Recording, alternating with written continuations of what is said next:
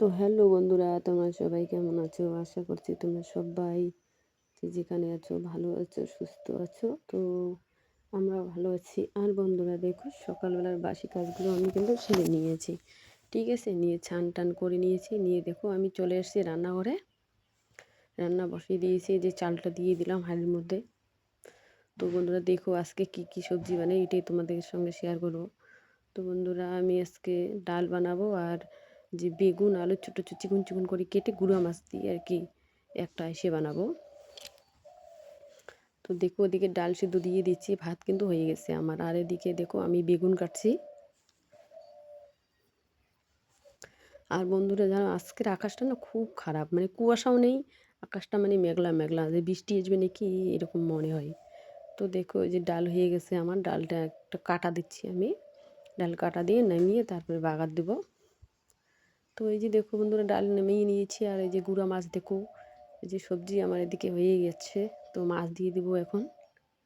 মাছ দিয়ে আর তারপর ধনে পাতা দিয়ে নাড়া করে নামিয়ে নিব। কিন্তু বন্ধুরা কি হয়েছে, বেগুনগুলো না আমি ভাবছি যে মানে ইসে করে রাখবো গোটা গোটা, তো বেগুনগুলো না ভাজা করতে গলে গেছে, মানে পুরা মানে বেগুনটা খুব ভালো ছিল আর কি, ভাজা করতেই গলে গিয়েছে। তো এই যে দেখো বেগুনটা কিন্তু বেশি দেখা যাচ্ছে না। এই যে দেখো মাছ দিয়ে দিলাম, আর এই যে দেখো ধনে পাতা দিয়ে দিচ্ছি, একটু কাটা নাড়া করে নামিয়ে নেব আমি।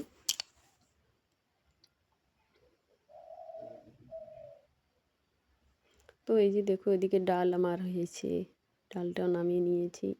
তারপরে দেখো বন্ধুরা খাওয়া দাওয়া করে আমি এই যে কাপড়, বাড়ির মধ্যে তো রৌদ্র নেই উঠানের মধ্যে, তো ওই যে রাস্তায় গিয়েছি কাপড় শুকোতে দিচ্ছি এখন।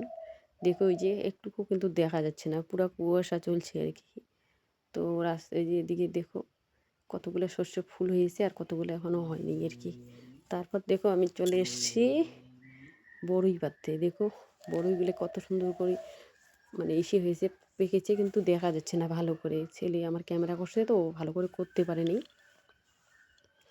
তো দেখো আমি বড়ইগুলো যে দেখো দেখো কত সুন্দর হয়েছে বড়ইগুলো, পেকেছে। তারপর দেখো বন্ধুরা আমরা আসছি আমার দিদির বাড়িতে, মানে ননদের বাড়িতে। তো একটু গল্প করলাম, তার দিদিভাই আমাদের খিচুড়ি রান্না করছে, আকাশ খারাপ সেই জন্য। তো বলছে যে খাওয়া দাওয়া করে যাও খিচুড়ি, তো ওই জন্য আছি খিচুড়ি খাইতে তারপরে বাড়িতে যাব।